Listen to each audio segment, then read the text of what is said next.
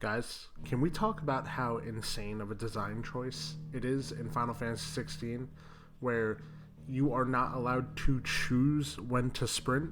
The game chooses for you. For those of you that haven't played, let me describe what I mean. In Final Fantasy 16, you cannot press the left stick in to sprint.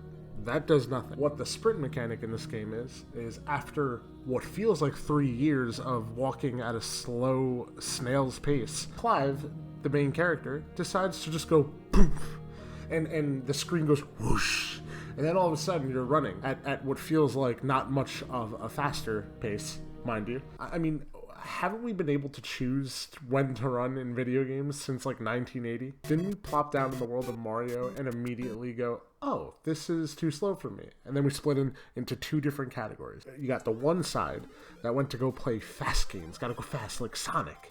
And then you had the other side that learned to hold down the B button. And that's the category I fall in. Now, I don't know if it's, an asinine thing to request from my video games to be able to choose when to sprint, but I think it's a fair request. I get to choose when to attack, when to heal, when to talk, when to run away from combat. Why can't I just choose when to sprint?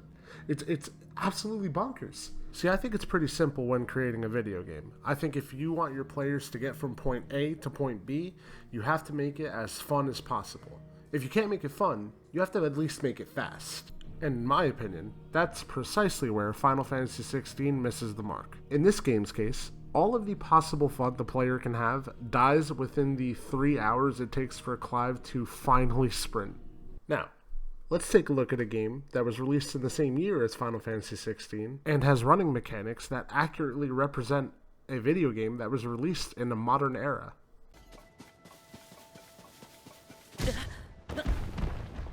Do you see how simplistic and easy it was in this game to get from point A to point Boulder? I mean, all I had to do was press the B button. Listen, I know it's a silly little complaint I have about this video game, an otherwise great title, but this design choice of waiting for Clive to decide to sprint is absolutely for the birds. I mean, I think I'd rather Rockstar's approach to sprinting and repeatedly tapping the A button as opposed to waiting for my character to run.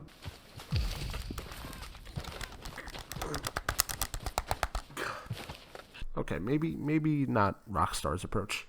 Thank God that when you progress far enough in the game, you'll eventually acquire a chocobo that'll help you run at a faster pace. But of course, there's certain areas that you can't ride the chocobo in. This really upsets me because this is absolutely my main complaint of an otherwise amazing game. I mean, I love the story. I think it's very interesting, although I have not finished it yet. I love the combat, even though it hurts my hands because I am achy. And I love the characters. Clive is an amazing protagonist. I'm so attached to Jill, Cid, and that's all. Oh, I forgot about Gav. He's cool too. I don't want to make it seem like everything aside from the movement is peachy keen in Final Fantasy 16, although it does bother me a lot. The side quests are completely uninspired. They are fetch quests or insert monster slay this amount here quests. They're all very boring, honestly, and kind of bad. Hopefully they tie into the overarching story. Right now, they're just kind of a drag to run through. A drag to walk through. But again, I have not beaten the game, so maybe later on I'll unlock the sprinting mechanic and I'll look like a total fool for making this video. Until that does happen, please subscribe to my channel to see my possible later on apology video to Final Fantasy 16.